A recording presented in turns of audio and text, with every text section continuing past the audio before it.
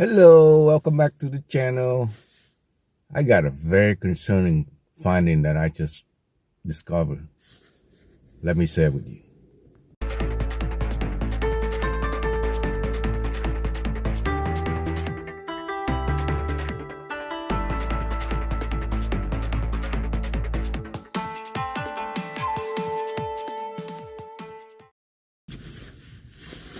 So, if you've been following along, I know I'm in the process of putting a kind of poor man DC to DC charger for my in-house battery. And I discovered something that's very, very concerning.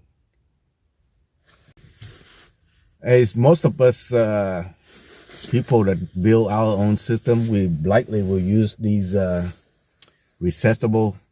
Well, this one is broken because I had it inside my front engine for the longest time, and then all of a sudden, even when I press reset this thing, it's off like this and it's still on. So I took an opportunity to open this up, but before I show you what it looked like inside, I will tell you a little bit about everything.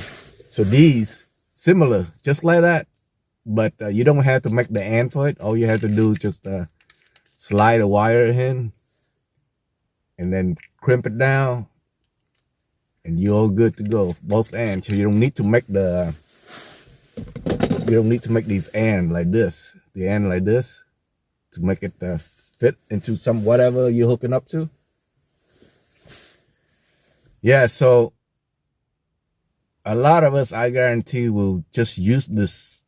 They call it circuit breaker, which is very deceiving. They should call it a switch. It does have a built-in mechanism to shut it off when it's, if the wire ever gets shorted, then it will shut itself off. But like all mechanical thing, it will fail. That's why this switch that I just show you, it will not, even though it say it's off, but it's still connected. So that's dangerous.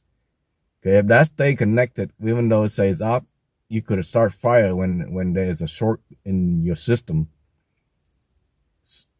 So let me show you what it look like inside. So you can see this is pretty old because it's inside the engine, so it's dusty, and that is, exposed to a lot of heat. So you can see there's supposed to be 4 pin. I already drilled them out in the back. I will show you once I'm showing you. So there's 4 pin that will hold this together, right? There should be a red button here, but since I remove it, it's hard to put it back in. But when I open this, I will show you what it look like inside. So let me flip this over. So in the back, there's 4 little rivet that they do. So I drilled them out. That's how I'm able to take them out, right? All right, let's take this out and see what's inside actually. Yeah, once you drill the back of it, you took the pin out, and then you can take this piece out. So under here, I know it's gonna fall apart on me.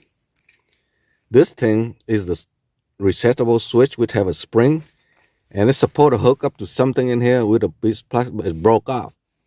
So very interesting. So like I said, mechanical thing will eventually break on you. That's why these things, they are not, they're not cheap. They run between $9 to $12 a piece, but they're very simple device. So supposedly there's 2 different bimetal in here that will, separate itself if it get too hot.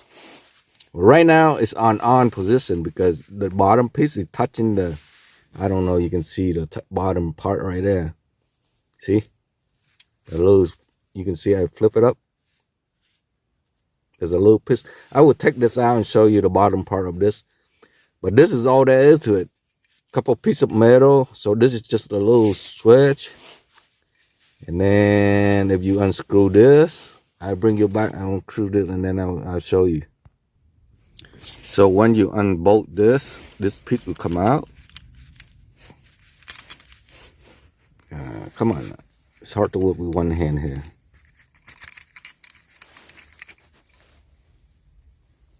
And that's it.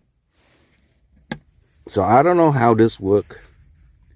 So like I said, this is different type of metal compared to this one.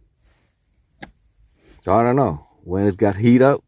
I don't know how this, it probably pop up itself. See how it's a little bit flexible right here. But I tell you, this is not very safe.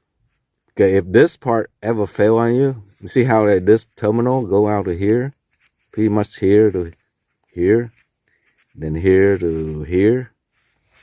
Yeah, if this part ever fail and it got stuck and you have a short somewhere in the system and it will continue, the current continue to go through, you can have a big fire in your vehicle. So how do we counter that? By install a fuse. See, this fuse, it actually has some kind of metal inside here. If it got overheat, and that will melt, and that will disconnect the current from the whole system. Then will stop it from creating fire. So that is the cure for this issue that we might have in our in-house battery system. So don't rely on these resettable switches. One, it's reset a few times. It might be on its way out. So make sure you have spare one on hand to replace the broken one.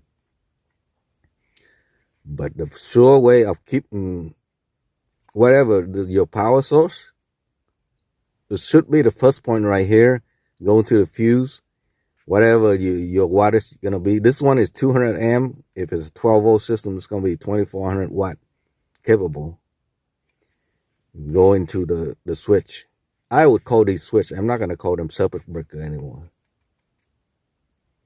because circuit breaker is supposed to cut off if it get overheated. But I don't know. These are very iffy. All right. So if you have something like this in your system, make sure you add a fuse in. Thanks for watching. I'll catch you on the next video. Bye for now.